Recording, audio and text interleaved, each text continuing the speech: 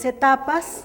La primera fase, que es una aproximación polisensorial, la segunda fase, que es la necesidad del registro y la sistematización del mismo, y la tercera fase, que es una sesión de trabajo individual para llegar a la construcción de una imagen colectiva. También este ejercicio se basa en trabajo de un académico de UAM Xochimilco, pero que ha colaborado mucho con los compañeros de Azcapotzalco, que es el doctor Vicente Guzmán Ríos, y él marca 3 puntos básicos en esta aproximación al entorno. Y él habla de la mirada hedonista del que indaga, de la mirada curiosa de las personas indagadas y de la mirada observadora del paisaje producido. Él es acuarelista además. Entonces llega, se planta en una esquinita con su banco, su papel, y entonces él empieza a trabajar y luego hace etnografía, la gente se empieza a acercar y le empieza a preguntar, y es a partir de la acuarela que entabla esta relación. Bueno, el trabajo de George Perec con estos 3 textos. Era muy importante, aunque el recorrido sea un poquito largo, mostrarles cómo este ejercicio tiene un fundamento teórico, conceptual, a partir de todos estos autores. Sí. Walter Benjamin, que él hablaba de captar la actualidad como reverso de lo eterno en la historia y así tomar la impronta del lado oculto que esconde la medalla. Tiene un texto muy importante que se llama Calle de Dirección Única, en el que también de alguna manera habla del recorrido a través de una calle, y dice: una calle que abre una perspectiva de profundidad tan repentina como el Corso Palladio de Vicenza. Sexta estación, entre el sueño y la utopía. Aquí les quiero mostrar 2 experiencias. Esta es en Brasil, en el segundo seminario de Representar, la arquitectura, el urbanismo y el diseño. Nos invitaron, se organizó este evento. El primero fue en la UAM Xochimilco, que fue Representar 2011, el segundo fue en Sao Paulo, pero participaron universidades de todo el país, entre ellas ahora recuerdo a Mackenzie, a San Judas Tadeo, que son privadas, y por supuesto a la Universidad de Sao Paulo, que es pública. Se organizaron talleres y esta es la experiencia que nosotros realizamos. Para este ejercicio lo compartimos con Vicente Guzmán Ríos y con Manuel Herín, compañeros de UAM Xochimilco. Lo realizamos en Vila María Celia, que es una comunidad autosuficiente que hoy por hoy sigue habitada, aunque con un alto grado de deterioro, y ahí fue que hicimos el recorrido sensible. Fue todo un día con un día de preparación, es decir, fueron 2 días. Algunas imágenes. El trabajo, hubo distintas sedes, a nosotros nos tocó la sede en San Judas Tadeo, pero otros talleres estaban operando en otros lugares de Sao Paulo. El trabajo con los jóvenes, hubo participación de los vecinos, un poco en esta dinámica de compartir. Ahí están los resultados del trabajo. Realizamos el profesor Vicente Guzmán Ríos el trabajo de acuarela, yo realicé el trabajo de recorrido sensible, y Manuel Herín, que es otro profesor compañero, él trabajó la parte propiamente del proyecto. Este es otro evento en el primer Congreso Internacional de Arquitectura en Manta, Ecuador, en la región de Manabí. Lo que yo pretendo es tener 10 experiencias de este tipo para poder llegar a algunas conclusiones y elaborar un material ya con un sustento y un soporte pues más, no quiero decir serio, sino con muchos más elementos para realizarlo. Y ahí lo realizamos en la Ciudadela, es una plaza que se llama La Aurora, que es un lugar muy concurrido por todos los habitantes de Manta y de algunas zonas cercanas, y el procedimiento fue el mismo. El recorrido sensible básicamente es lo mismo, en los 3 tiempos como ya les comenté. También se hizo en Playa Murciélago, en la misma zona de Manta. Este es el día de trabajo en la universidad, ya haciendo todo el trabajo de representación. y al final la presentación de los resultados, interactuando con algunos profesores que elaboraron otros talleres, los jóvenes trabajando. ¿Por qué elijo este formato? Para que la sistematización del material sea más fácil. Yo puedo ir escaneando por cada una de las hojas 2 ejercicios y el trabajo es mucho más fácil y sistemático. Por eso el formato y porque además se presta para mostrar paisajes y panorámicas. Exactamente, para ubicar el horizonte, algunas actividades artísticas en la Universidad de Manta y aquí con todos los chicos y profesores que participaron. Fue su primer congreso internacional, no tenían ninguna referencia, entonces de acuerdo a sus necesidades se pusieron a buscar en internet perfiles de profesores que se acercaran a lo que ellos estaban buscando y fue así como de México invitaron a 4 profesores, el doctor Hermilo, la maestra Carmen Verduzco de la UNAM, a Enrique Ayala y a mí de UAM Xochimilco. Séptima estación, una esperanza compartida. Ya el taller con los productos que ya comentamos, las cartografías individuales, recuerden que eran 3 hojas. En una vamos a realizar un ejercicio similar a este. Este es un recorrido en Manhattan, se entrega el perfil de Manhattan y cada uno hace su propia cartografía. Las presentaciones son muy diversas, algunos construyen texturas a partir de textos, otros ubican zonas, otros lo asocian con un personaje de la ciudad y otros más hacen un trabajo mucho más artístico. Entonces la primera hojita vamos a hacer algo similar, pero de nuestra República Mexicana. El mapa colectivo, listado de los enunciados a la manera de Perec, ¿sí? El listado de enunciados y el listado de propuestas. Esta es la declaración de amor que les decía. No sé si alguien quiere leer, por favor, alguno de ustedes que quiera leer. Sí, por favor. Los hombres que te odian no comprenden cómo eres pura, amplia, rojiza, cariñosa, ciudad mía. Cómo te entregas lenta a los niños que ríen. A los hombres que aman, claras hembras de sonrisa despierta y fresco pensamiento. A los pájaros que viven limpiamente en sus jardines como axilas. A los perros nocturnos cuyos ladridos son mares de fiebre. A los gatos y grillos por el día, serpientes en la noche. Blandos peces al alba, ¿cómo te das, mujer de 1000 abrazos a nosotros, tus tímidos amantes? Cuando te desnudamos, se diría que una cascada nace del silencio donde habitan la piel de los crepúsculos, las tibias lágrimas de los relojes, las monedas perdidas, los días menos pensados y las naranjas vírgenes. Bueno, pues eso es un fragmento de Efraín Huerta. Aquí arrancaríamos con el ejercicio. Si podemos regresar unas imágenes, la anterior, ahí. Tienen ustedes en el material esta hoja, son exactamente las 5 de la tarde. ¿Les parece si damos 15 minutos para que en este mapa de la República Mexicana me digan qué cabe para ustedes en la República Mexicana? Solidaridad, unión, igualdad, lo que ustedes consideren. Los compañeros que son de fuera, ¿cómo nos miran desde fuera? Que esa otra mirada es también muy importante. Entonces tenemos 15 minutos, conforme vayan terminando van haciendo lo mismo, pero en el mapa colectivo, en la zona que ustedes quieran, pensando que somos 2, 4, 6, 8, 10 personas, para que pongan un dibujo, una frase, una palabra, que para cada uno de ustedes sea algo que quepa en la República Mexicana. Adelante. Hay unos plumones ahí para…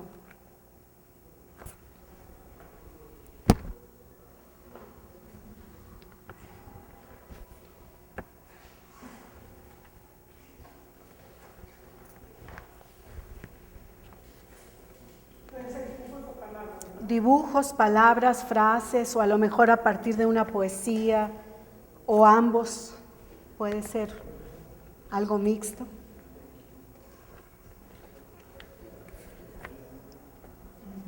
¿Qué cabe para ustedes en la República Mexicana?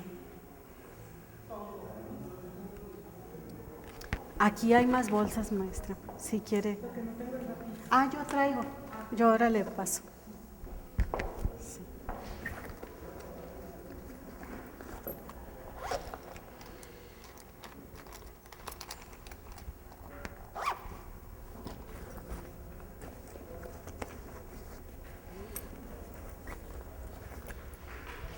Puede ser una pluma, mire, por favor. Sí.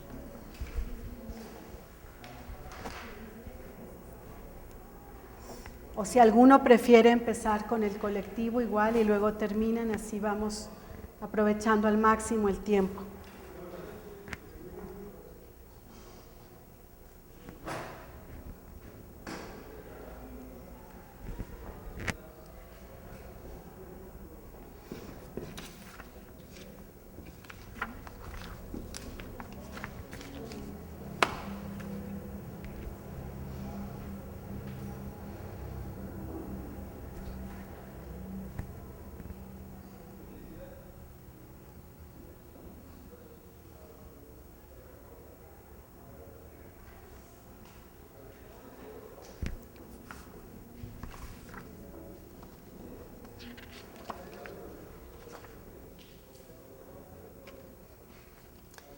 Yo voy a...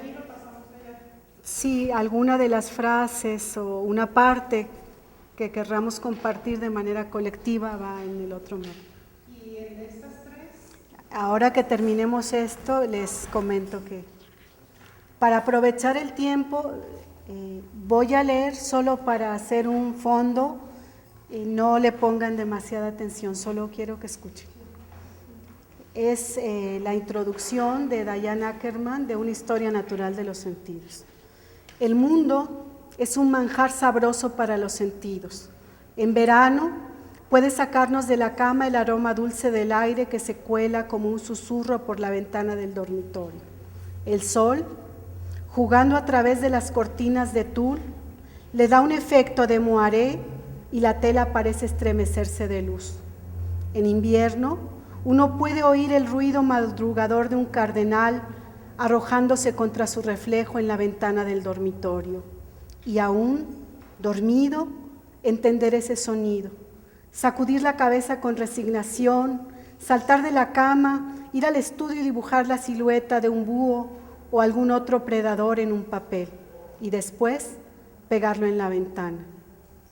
Antes de ir a la cocina y hacerse una taza de café aromático, ligeramente acre. Podemos neutralizar momentáneamente uno o más de nuestros sentidos, por ejemplo, flotando en agua a la temperatura del cuerpo, pero con ello solo logramos agudizar los demás. No hay modo de comprender el mundo sin detectarlo antes con el radar de los sentidos. Podemos expandir nuestros sentidos con ayuda del microscopio, estetoscopio, robot, satélite, audífono, lupa y todo lo demás. Pero lo que se halla fuera del alcance de los sentidos quedará necesariamente ignorado. Nuestros sentidos definen las fronteras de la conciencia y como somos exploradores e investigadores innatos de lo desconocido, pasamos una gran parte de nuestra vida recorriendo ese perímetro turbulento. Tomamos drogas, vamos al circo, recorremos junglas, escuchamos música ensordecedora, compramos fragancias exóticas, pagamos altos precios por novedades culinarias e incluso estamos dispuestos a arriesgar la vida por probar un sabor nuevo. En Japón, los chefs sirven la carne de pez globo o fugu, que es altamente venenoso, salvo que se haya preparado con cuidados exquisitos. Los cocineros más refinados dejan la cantidad precisa de veneno en el pescado como para que se coloreen los labios de los comensales y así sepan lo cerca que han estado de la muerte. A veces, por supuesto, un comensal se acerca demasiado y todos los años hay una cantidad de aficionados al fugu que dejan la vida en medio de una cena. La modalidad del placer que extraemos de los sentidos varía mucho de una cultura a otra. Las mujeres Masái, por ejemplo, que emplean excremento como fijador capilar, considerarían asombroso el deseo de las mujeres norteamericanas de que su aliento huela a menta. Pero el mecanismo con que usamos esos sentidos es exactamente el mismo. Lo más sorprendente no es cómo los sentidos tienden un puente sobre las distancias y las culturas, sino cómo lo hacen sobre el tiempo. Los sentidos nos conectan íntimamente al pasado con una eficacia que no lograría nuestras ideas más elaboradas. Por ejemplo, cuando leo los poemas del poeta romano Propercio, que describió con gran detalle la respuesta sexual de su novia Ostia, con la que le gustaba hacer el amor en las riberas del río Arno, me sorprende lo poco que han cambiado los juegos eróticos desde el año 20 a.C. El amor tampoco ha cambiado mucho. Propercio promete y suspira como lo han hecho siempre los amantes.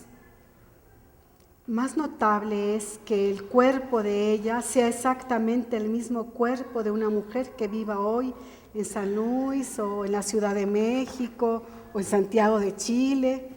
Miles de años no han cambiado todo eso. Todos sus pequeños lugares, delicados y secretos, son tan atractivos y sensibles como los de una mujer actual. Es posible que Ostia interpretara las sensaciones de un modo diferente, pero la información enviada a sus sentidos y enviada por ellos era la misma. Los sentidos no se limitan a darle sentido a la vida mediante actos sutiles o violentos de claridad. Desgarran la realidad en tajadas vibrantes y la reacomodan en un nuevo complejo significativo. Toman muestras contingentes, sacan la generalidad de un caso único, negocian hasta establecer una versión razonable y para ello hacen toda clase de pequeñas y delicadas transacciones. La vida lo baña todo como una cascada radiante. Los sentidos transmiten unidades de información al cerebro como piezas microscópicas de un gran rompecabezas. Cuando se reúne la cantidad suficiente de piezas, el cerebro dice vaca, veo una vaca. Esto puede suceder antes de que todo el animal sea visible. El dibujo sensorial de una vaca puede ser una silueta o la mitad del animal o solo 2 ojos, 2 orejas y un morro. En las llanuras del sudeste norteamericano, un punto oscuro a lo lejos puede crear estas asociaciones, o bien la silueta de un sombrero nos hace pensar un vaquero. A veces la información llega de segunda o tercera mano, un torbellino de polvo a distancia, una camioneta que corre. A eso lo llamamos razonar, como si fuera un aroma mental. Nos quedan 5 minutos para esta parte del ejercicio. Si los demás quieren ir pasando a anotar, por favor.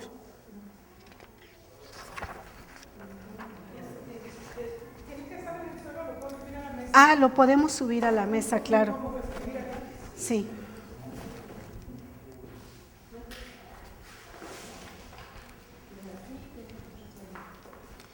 Cuando nos describimos como seres sensibles, del latín sentire, sentir, del indoeuropeo sent, lo que queremos decir es que somos conscientes.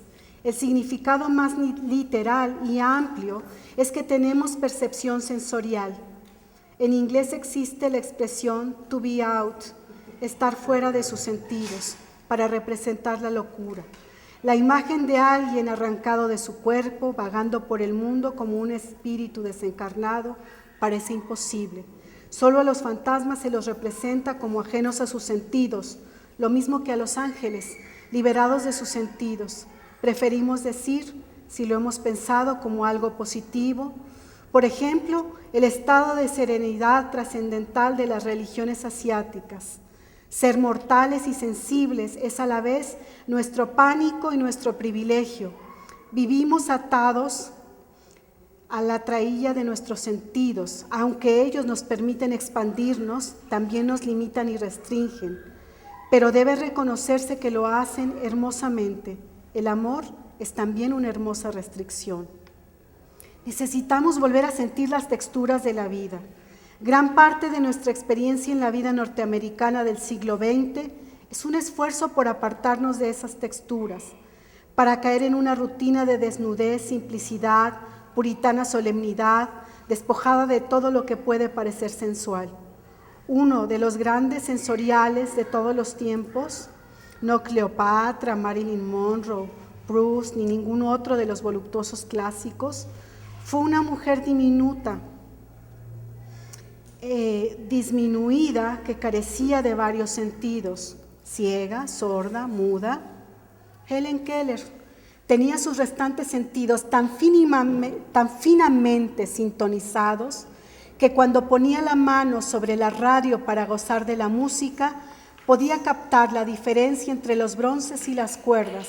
Escuchaba las coloridas y nostálgicas historias de la vida a lo largo del Mississippi de los labios de su amigo Mark Twain.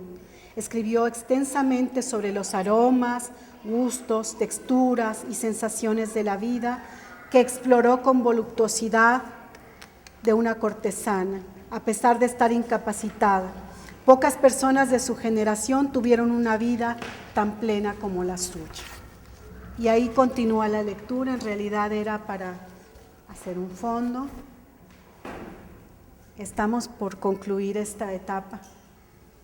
Los compañeros que llegaron, hay unas bolsas aquí con el material para el ejercicio, si quieren participar.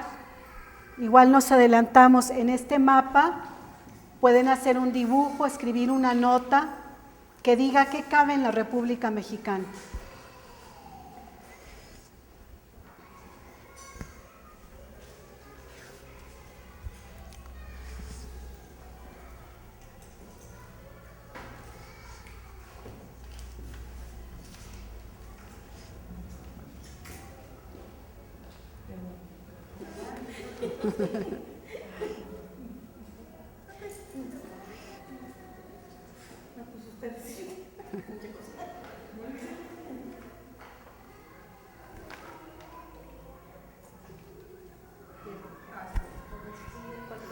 Donde tú quieras. Una palabra, una frase, un dibujo.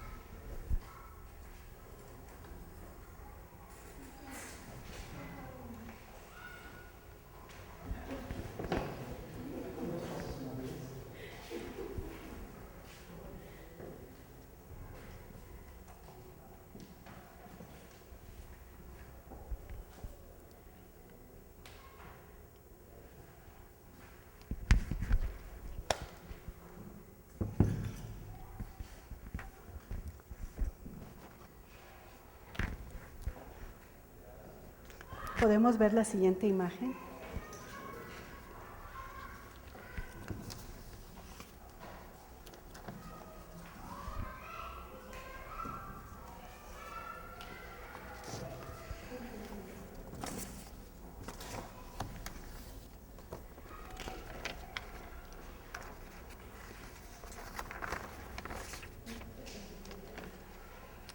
Bueno, ahora Mientras terminan los compañeros, sacamos las 3 hojas que están cortadas a lo largo.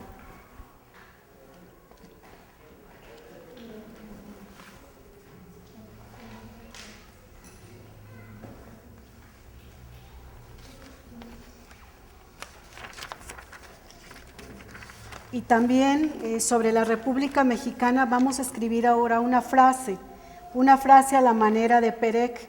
Les voy a leer 5 enunciados de Perec sobre el me acuerdo y ustedes tendrán que escribir me acuerdo y luego de algún evento, de algún acontecimiento importante, pero en nuestra República Mexicana.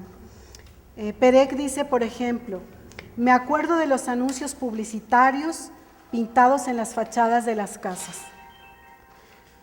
O me acuerdo de los Iseta y de la moda de los scooters. Me acuerdo de un solo verano de felicidad. Me acuerdo de los colmos. ¿Cuál es el colmo del miedo? Retroceder ante un péndulo que avanza. ¿Cuál es el colmo de un peluquero? Rizar el rizo y hablar del peluquín.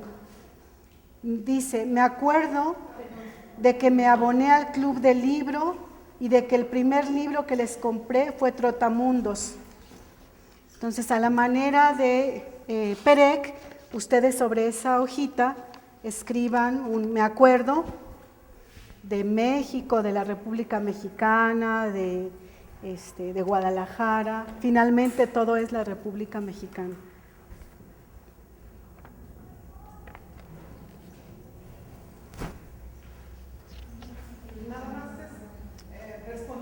Sí, me acuerdo, puntos suspensivos y algo que te parezca significativo. No, uno solo. Yo les leí 5 enunciados de Perec. Sí. Me acuerdo que caminaba con mi abuelita por el centro de Guadalajara. Sí. O me acuerdo que cuando era niña jugaba en los bordes del lago.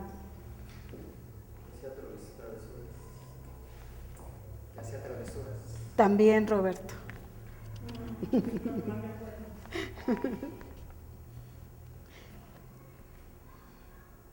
Yo, por ejemplo, recuerdo una imagen cuando iba con mi mamá y entraba a un mercado en época de guayabas. La guayaba tiene un olor muy penetrante. Y cuando vuelvo al mercado al que iba con mi mamá, yo recuerdo el color del vestidito que llevaba. Yo tenía como 5 años. Y me parece que hemos descuidado este potencial que tenemos, que son nuestros sentidos. Nos hemos vuelto visuales, totalmente visuales. Pero también es interesante cómo es que recuerda uno de esos a nivel detalle. Claro. Y hay otras cosas que dices, no me acuerdo, pero que tú estabas en el mundo. Sí. Sin embargo, hay un momento en que un olor, una persona, un paisaje te hace evocar y entonces vuelven los recuerdos con una claridad y una precisión que nos sorprendería. Bueno, cuando terminen de escribir, me dicen para pasar al siguiente ejercicio. Si quieres, pueden ser varios. Sí. Y podemos pasar la siguiente imagen, por favor. En la primera hoja vamos a hacer esto de la lectura primera, ¿no? Sí, de Perec. Y vamos a hacer 3, ¿no? Sí, o como decía la compañera, si hay más me acuerdos, pueden ser más. ¿Es acordarse de los lugares? De los lugares me acuerdo o me acuerdo que me gustaba ir a tomar helados, no sé, a una heladería que sea significativa. En la Ciudad de México hay una heladería que se llama Los Helados Roxy en la Condesa, que bueno, son un ícono, ¿no? Esos helados. ¿Es en esta hoja? Sí. Sí, la primera es de me acuerdo. Y la segunda va a ser esta, que ahora lo comentamos. ¿Se puede ilustrar las hojas que Pueden, sí, si quieren. Piensen que hay toda la libertad. Pues. En la segunda hojita, para los que ya vayan terminando, quiero que vean esta imagen. Tal vez también para algunos no les sea cercana. Es una imagen de la zona de talleres de costura en San Antonio Abad, que durante el terremoto se cayeron y entonces se veían todas las telas, los rollos. Y muchos de ustedes son muy jóvenes, ni siquiera a lo mejor a través de las noticias, o tal vez hayan platicado con sus padres, pero fue algo que cimbró a la Ciudad de México, nos obligó a reconstruirnos. Y yo por eso elegí esa imagen, pero piensen que en cada uno de nuestros países ha pasado algo similar. En la mañana, en la mesa que estábamos con los compañeros de Costa Rica, nos comentaban cómo después de ese terremoto que hizo levantarse 1 metro en las capas tectónicas, hizo que el mar se retrocediera 200 metros y se transformó el paisaje. El paisaje de la Ciudad de México en el 85 se transformó totalmente. Entonces, en esa segunda hojita, comente cada uno qué recuerda de esa imagen. ¿Qué recuerdan de esa imagen en la segunda hojita? Qué interesante, porque ahora aparece. Sí, del 85, sí. Yo lo viví siendo estudiante de arquitectura, estaba prácticamente en el último año y durante más de 3 años estuvimos viviendo, yo en la zona que tal vez conozcan, Tepito, La Morelos, todas esas colonias, ahí vivimos 3 años. Y digo vivimos porque nada más iba a mi casa por ropa y regresaba y trabajábamos en toda esa zona, la universidad completita, Xochimilco, bueno, la UAM en general, los compañeros de Azcapotzalco, Xochimilco, los del Instituto Politécnico, la UNAM, tenían sitios de trabajo en la zona de desastres, sobre todo la zona central de la Ciudad de México.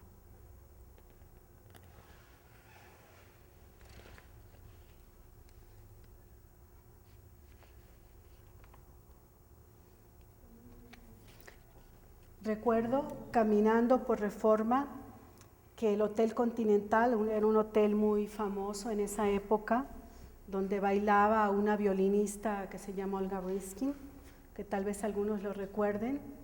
En la parte del restaurante se habían caído todos los cristales y fue sobrecogedor porque la escena estaba puesta. Los comensales, algunos ya habían ordenado y la mesa estaba puesta. Esa imagen era verdaderamente sobrecogedora. No se diga esta zona de los talleres de costura. Para los que sean muy jóvenes o que no recuerden, algunos de estos talleres murieron todas las mujeres que trabajaban porque estaban encerradas con candado, los patrones las encerraban con candado y no pudieron escapar, entonces murieron. Fue algo verdaderamente terrible.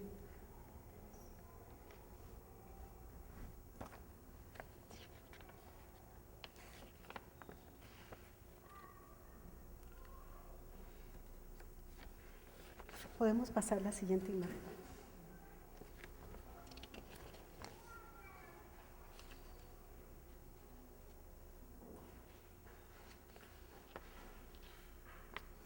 Para los que van terminando, en la tercera hoja, vamos a realizar un listado de propuestas, 1, 2 o las que ustedes consideren, sobre una actitud consciente y comprometida en torno a los paisajes de nuestras comunidades.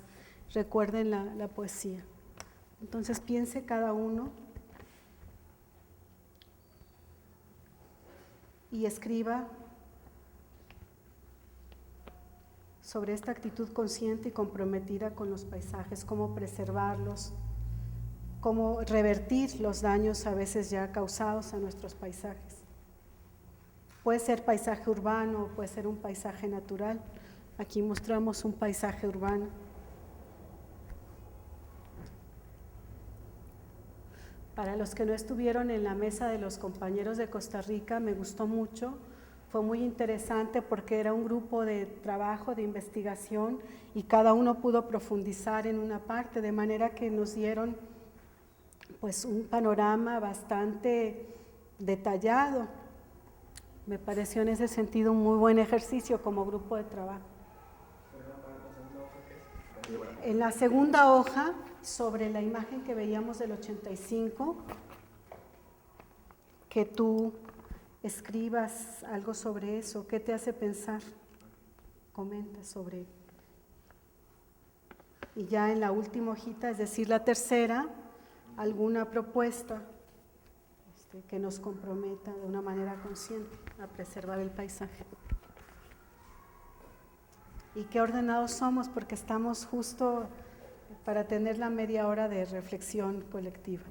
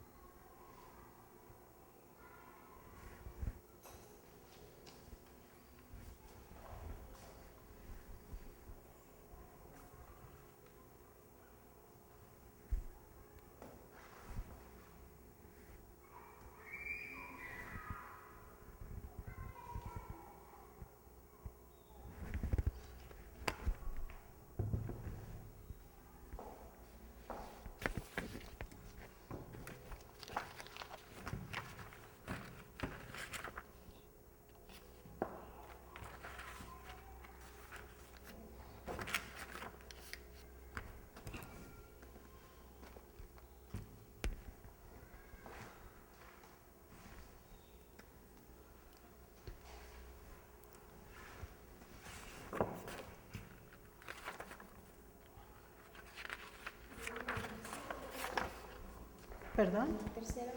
En la tercera ya son propuestas. Es listado de propuestas sobre una actitud consciente y comprometida con los paisajes de nuestras comunidades, a partir de la lectura de una poesía, que fue esta de Efraín Huerta. Y bueno, mientras termina, les voy a compartir un pedacito del postfacio de Historia Natural de los Sentidos. Dice: hay un punto más allá del cual los sentidos no pueden llevarnos. El éxtasis equivale a ser extraído de nuestra persona corriente, pero implica también sentir una conmoción interior. El misticismo trasciende el aquí y ahora en beneficio de verdades más altas que no entran en la camisa de fuerza del lenguaje. Pero esa trascendencia también es registrada por los sentidos, como una corriente de fuego en las venas, un estremecimiento en el pecho, una entrega en los huesos. El propósito de las experiencias de salida del cuerpo es despojarse de los sentidos, pero son un imposible. Se puede llegar a ver desde una nueva perspectiva, pero sigue siendo una exigencia de la visión. Los ordenadores ayudan a interpretar algunos de los procesos de la vida que antes debíamos registrar con nuestros sentidos. Los astrónomos miran los monitores de sus telescopios, ya no directamente las estrellas.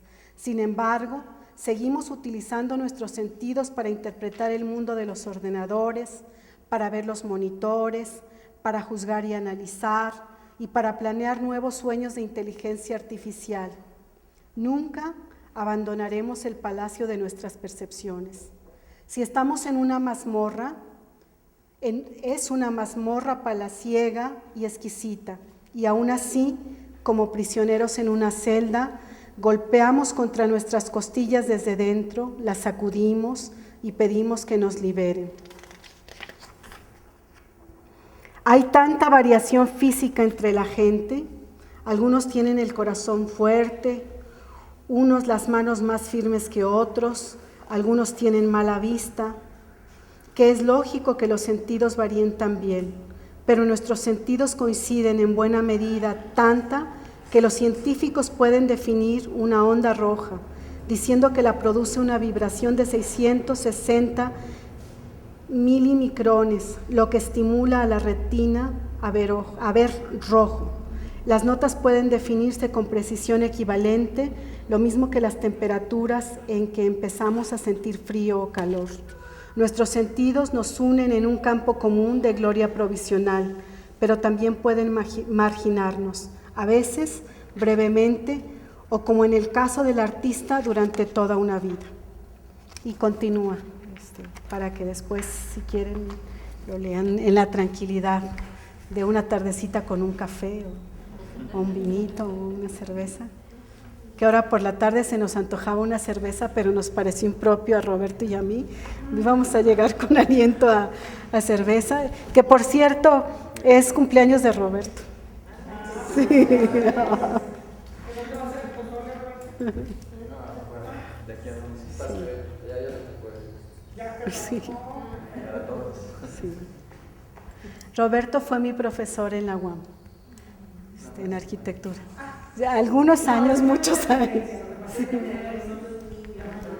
Era un niño Roberto, sí. Sí. Así que hoy estamos celebrando su cumpleaños número 35.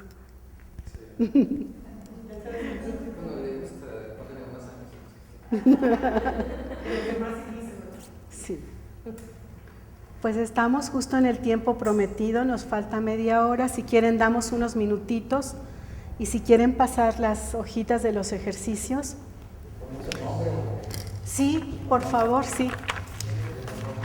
Y si ustedes me lo permiten, me voy a quedar con sus ejercicios. Prometo que en el siguiente encuentro espero ya traer algunos resultados o comentarios que amplíen esta experiencia. Igual, ¿saben qué? Podemos pasar una hoja para que anoten sus correos y yo les envío igual ya el trabajo de todos. Es más, voy pasando ahora aquí. Ah, bueno, sí, con su nombre, perfecto, su correo, sí. Gracias, excelente idea.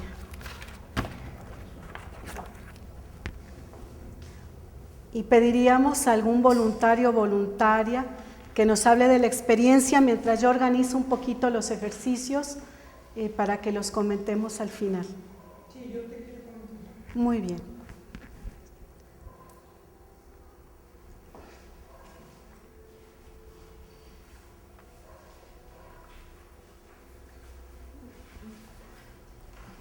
No lo tenía bien últimamente, pero siempre voy a poner el otro. Muy bien, sí. Yo no dibujé porque sí sé dibujar, pero los demás nunca me entienden, entonces creo que todos los demás son los que están. Muy bien. Pero no sé por qué. Excelente. La verdad es que este tipo de ejercicios resultan sumamente placenteros porque sacan de pronto al grupo de una dinámica que puede ser en ocasiones sumamente conservadora. Y hacemos la experiencia en sitio. Por ejemplo, cuando vamos a dibujar vegetación, nos vamos a Xochimilco. Gracias. Muchas gracias.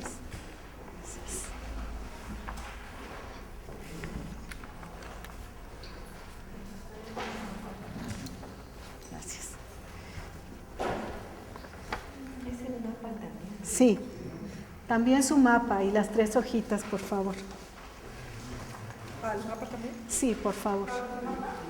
Sí, porque sería el ejercicio individual y luego... ¿También lleva el nombre del mapa o no? Si los entregan juntos, pues procuro no separarlos y si no, por favor. Sí, muy bien.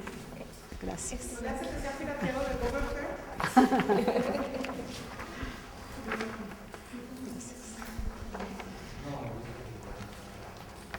Gracias. Bueno, alguien que quiera comentar. Bueno, a mí me llamó poderosamente la atención el taller. Yo pensaba que si era un sustantivo, un adjetivo, el ser ese sendero, ¿cómo lo llamas? Recorrido sensible. Sensible. O sea, no será recorrido sensibilizador, pero no creo que el sendero es el que pasa a ser sensible y no es el que pasa a ser sensibilizado. Así es. Esa confusión, ¿no? Me fijé de esa parte muy clara. Pero me llamó mucho la atención de que he descubierto algo que no sabía yo que lo hacía, ¿no? Porque en la carrera de urbanística donde he tenido oportunidad de participar en la gestión, yo les pedía a los alumnos que al finalizar, esquematizáramos lo que queríamos haber aprendido, entendido, o cómo vemos de una manera nueva un ecosistema, una comunidad, un ecosistema. Que es un poco el ejercicio de hoy. Y me llamó la atención porque yo lo hacía como para tener la imagen que tiene el alumno, de que está pensando, que tiene allá adentro, le quedó el mismo cuadrito que yo pensé, y se vuelve rico, ¿no? Se vuelve, de hecho, las clases son 20 semanas y más o menos 5 se nos da por comentar en el ejercicio.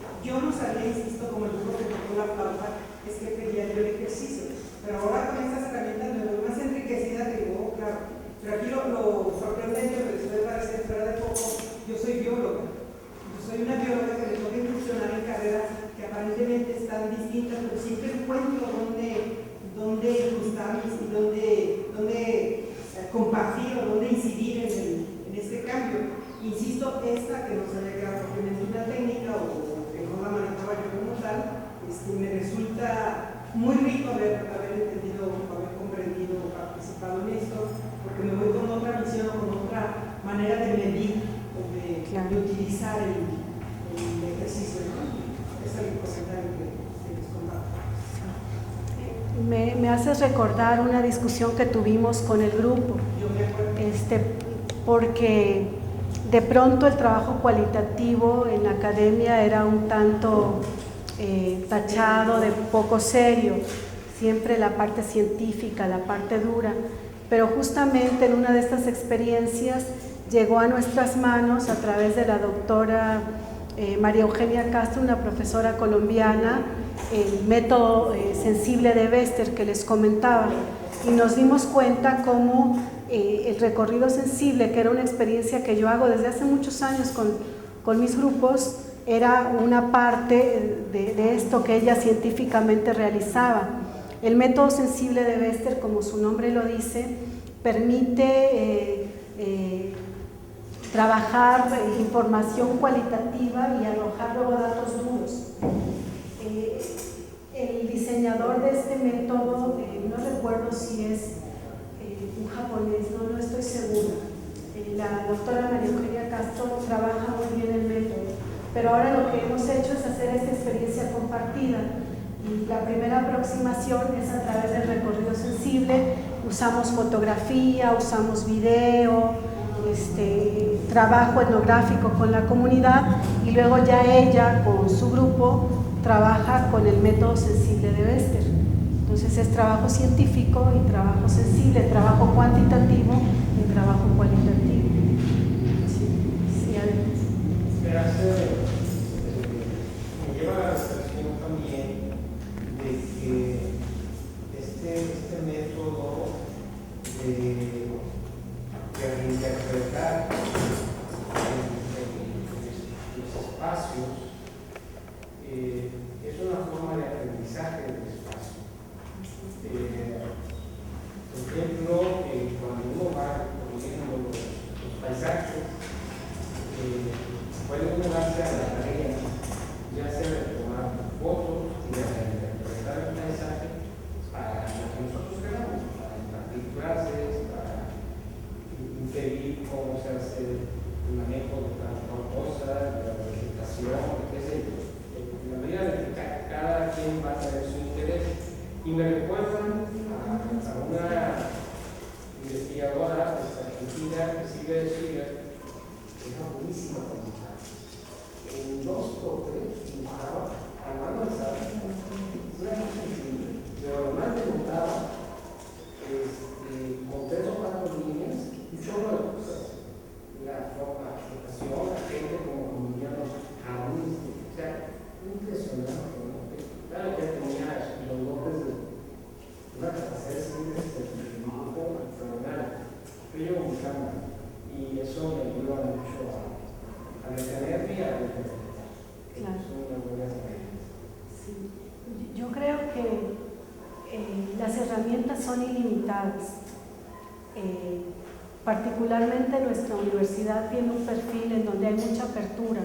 El trabajo interdisciplinario es algo que se busca, interdisciplinario, transdisciplinario y multidisciplinario. De hecho, nuestra unidad Coajimalpa tiene un perfil en donde hablan de conocimiento de frontera, es decir, no creemos en el reduccionismo de la disciplina, sino en la posibilidad que una disciplina tiene de retroalimentarse con muchas otras disciplinas. ¿Por qué no de pronto? Me encantó ahora en la mañana, presentó una joven abogada con una claridad, no sé si estuvieron en su charla, pero eso me pareció muy rico de este congreso en particular.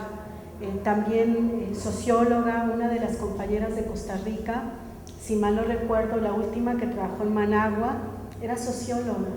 Y justamente no dejamos de ser o arquitectos o socióloga o economista, eso le va a dar el matiz al trabajo, pero la posibilidad y la apertura que tengamos para hacernos de herramientas de otras disciplinas, creo que eso es lo que le va a dar la riqueza al trabajo.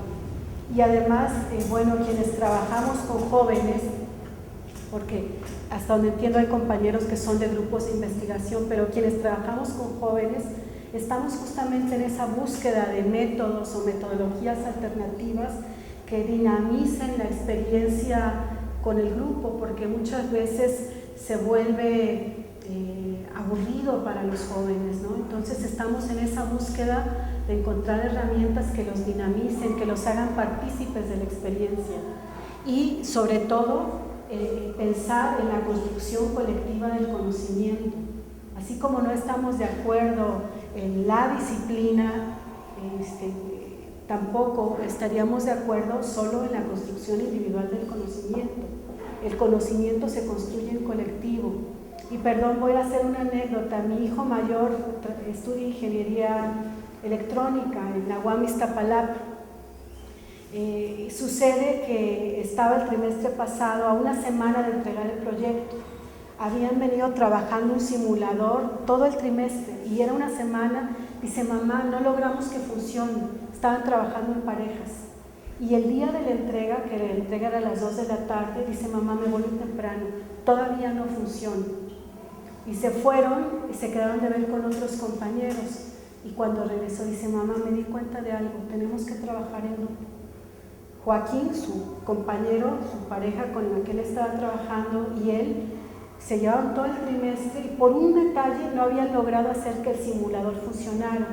Y estando con sus compañeros compartiendo, otro de los compañeros le dijo, es una bobada, era una cosita de nada, pero estaban trabajando en solitario. Eso me hizo totalmente evidente esto que les acabo de decir.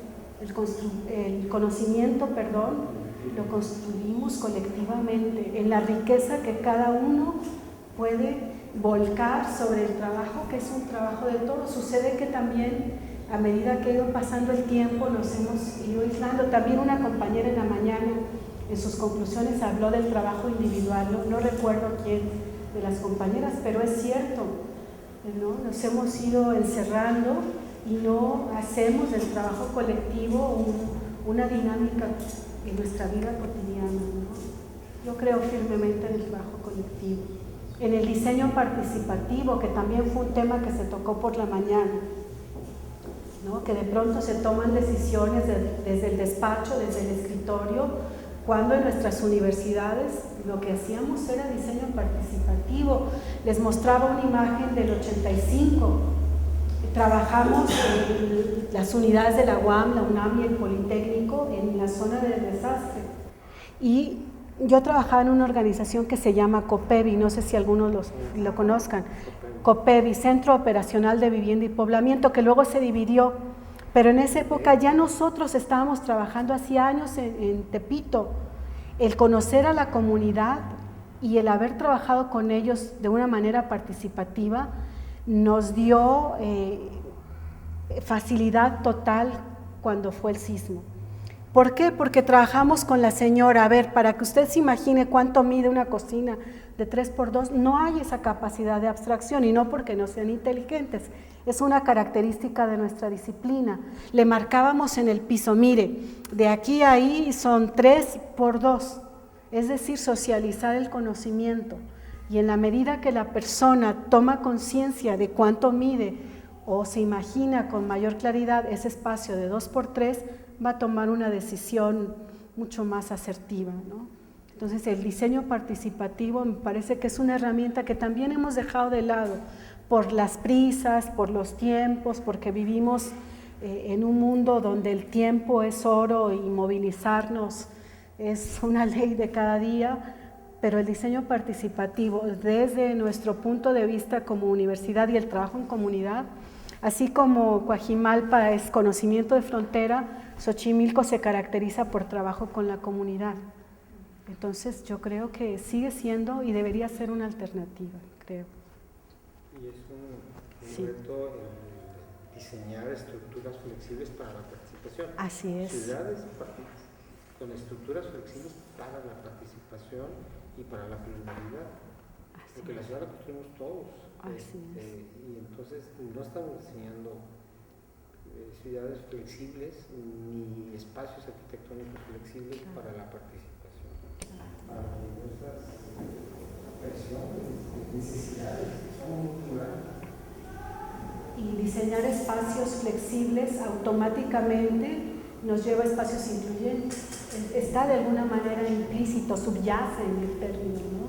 En la medida en que un espacio es flexible, es un espacio incluyente también, ¿no? Yo coincido también. Este ejercicio debiera ser así como obligatorio entre sociedad y autoridades, ¿no? Porque parece ser que la autoridad siempre tiene un canal o una imagen y la sociedad estamos haciendo otro canal. Entonces, a la hora de que se vuelve la realidad, ni uno ni otro, ni para uno ni para otro. Más coincido, mientras la gente desolidarizaba, el presidente con arrogancia decía, no necesitamos ayuda logística. Pero es el clásico como cuando el chiquillo se cae y dice no me dolió, el cabo no me dolió, está bien.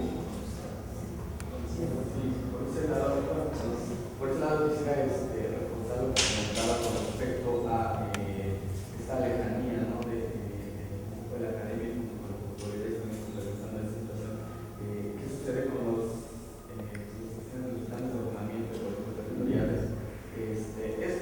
Todo esto, lo del ejercicio de ejercicios participativos son proveen de insumos muy ricos, prácticos muy ricos para fortalecer esta parte de las políticas públicas y ambientales que de alguna forma van dejando de lado a las sociedades que precisamente son quienes conocen bien el entorno, quienes saben perfectamente dónde está el bosque, a partir de dónde sale esta zona, no, porque bueno, el cerro se desgasta, acá el río de repente tiene sus medidas, sus periodos de retorno, son más que ellos que viven esa realidad, perciben esa realidad, que pudieran de alguna forma desarrollar o ser parte de estas políticas públicas ya aterrizadas a los espacios en los cuales se habitan.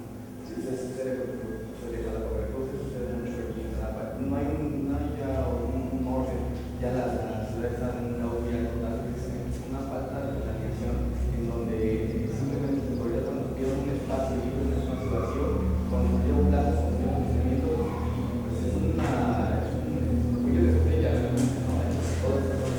Entonces, lo que se pretende realizar es unos proyectos de desarrollo de la maestría de comunicación de personas, en donde se pretende incluir a la gente ser los participativos de estos ordenamientos de políticas territoriales y precisamente tomar modelos que son pequeñas escalas, son en comunidades, en zonas rurales, pero llevar esos modelos a escalas más grandes, a zonas rurales o zonas conurbadas, en donde de alguna u otra forma pudieran funcionar con respecto a las zonas que pudieran etiquetarse de alguna forma, ¿no? Sin embargo, es con respecto al conocimiento, a la realidad que vive la persona que está ahí y no detrás de un escritorio avanzado. Pero ahora, mucho cuidado, porque también es cierto que los mecanismos de gobierno han entendido como esta socialización de las cosas como una manera de justificación. Entonces, si bien es cierto que hacen el trabajo comunitario, pero luego echan a la barra y dicen, ¿qué? Es un trabajo comunitario, la cosa va por aquí, ¿no? Eso me parece muy terrible y que se presta precisamente a eso. Claro, tal vez sea interesante comentar que después de las experiencias del 85 se construyeron muchas vecindades, como bien comentaba el arquitecto, y eso es bien importante, sí. Brindar identidad a los territorios, claro. ¿No? De hacerlos, digamos, poseerlos, pero no de una manera espacial, ¿no? Claro. Ya no lo vamos a pasar. Sí. Si quieren, así o... me comentaba el profesor que nos quedaban 10 minutos, yo creo que ya quedan como 5. No nos va a dar tiempo de comentar. No sé si alguien quiere hablar de esta experiencia colectiva. Potencial obviado, migrantes, ¡ay, qué fuerte es esto!, ¿no? Es otro tema. La ruta de los migrantes. Sí. Pues yo creo que cada anotación es digna de una discusión de toda la tarde, sí. ¿no? Pero cómo estamos también proyectando las distintas percepciones y todo eso cabe, ¿no? Claro. No sé si alguien más quiera comentar. Quedaron algunos materiales. Si alguien se los quiere llevar para compartirlos, por favor, adelante para sus alumnos. Yo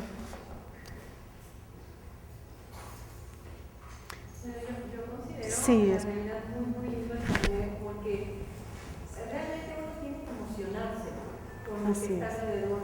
Si uno no se emociona, uno no lo va a cuidar, uno no lo va a ver. Y la única manera de emocionarse es abriendo todos los sentidos, no solamente los 5 canales sensoriales, sino además el sentido común. Entonces de repente uno como que se adormila. Yo me acuerdo de una frase que me dijo mi padre un día, me dijo, nunca te acostumbres a lo que ves, porque si tú te acostumbras no lo vuelves a ver. Y para mí fue bien importante, porque realmente siempre encuentra en lo normal, en lo cotidiano, algo diferente. Creo que eso es muy importante y de alguna manera cuando se hace este taller, se hace esta reflexión, uno empieza a decir, bueno, sí veo plantas, pero además veo luces, pero además veo colores. Y creo que eso es muy rico, ¿no? Y veo amores, pasiones, etc. Entonces, en ese sentido, el taller creo que es maravilloso para mí. Gracias. A mí ese tipo de tratar de conceptualizar las cosas y de repente plasmarlas, compartirlas es algo que me gusta y me emociona. Pues muchas gracias, Esperanza. Sí. Me encantaba este taller, en realidad que venía algo desconocido, sabía con quién me iba a encontrar. Y si bien he estado la segunda vez que estoy en México, hace 15 años aproximadamente estuve, anteriormente sí me di cuenta que tenía como imágenes y recuerdo explicar sobre el paraíso, y eso me gustó poder identificarlo, ponerlo, y fue una linda experiencia. Pues muchas gracias. Pues yo de verdad tengo que decirles que este día estoy doblemente contenta porque me sorprendió encontrarte, Esperanza. Ya no nos pudimos despedir allá. Es que coincidimos en un evento que organizaron en Coajimalpa que se llama Mujeres en la Ciencia, que el próximo año les vamos a enviar la información. Y también coincidir ahora con Roberto, ir caminando y dice, es mi cumpleaños. Pues fue muy padre. Esas experiencias compartidas. Sí, también. Sí. Esas cosas de la cotidianidad, ese compartir el día a día con los compañeros, es lo que verdaderamente hace la diferencia. Yo les agradezco profundamente la oportunidad de haber compartido el día de hoy con todos ustedes. El taller lo habíamos preparado para 20 personas. Posiblemente más tarde tengamos la oportunidad de volver a coincidir, pero sería lindo poder después compartir esta experiencia de nuestros lugares de trabajo, replicarlo y sobre todo compartirlo con los jóvenes. De verdad que les cambia el panorama y se aproximan a sus realidades de una manera distinta. Y los niños, sí, los niños sobre todo. Maravilloso, muchas gracias. Para todos. Muchas gracias.